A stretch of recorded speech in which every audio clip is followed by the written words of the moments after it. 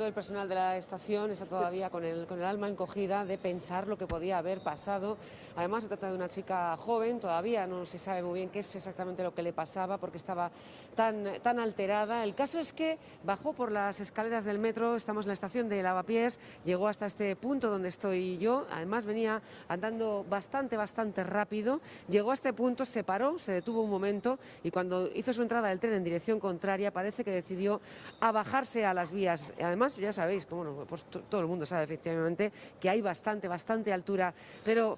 ¿por qué tan rápidamente estaban ya los agentes de policía municipal y los vigilantes de la estación estaban tan cerca de ella? Bueno, pues porque parece ser que venían ya detrás de ella, venían ya alertados por una mujer que parece ser era su madre y que llamó a los policías que están normalmente en la plaza de Lavapiés, muy cerquita, muy poquitos metros de la estación, y les alertó de que tenía miedo de que precisamente eso pudiera ocurrir. Por eso ya venían corriendo detrás de ella y por eso fue cuestión de segundos que la chica puso los pies en las vías y enseguida esos dos agentes, por cierto, con una actuación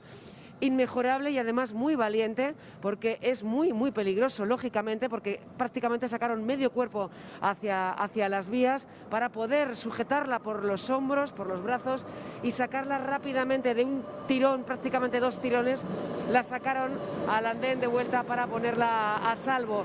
Además, según hemos podido saber, la abrazaron fuertemente, le estuvieron tranquilizando, hablando con ella, porque la chica estaba muy alterada. Insistimos que todavía no sabemos los motivos, pero los agentes se ocuparon de darle, digamos, todo el afecto y hablar con ella para tratar de tranquilizarla y, por supuesto, llamaron al SAMUR para que vinieran a por ella y se fue de aquí,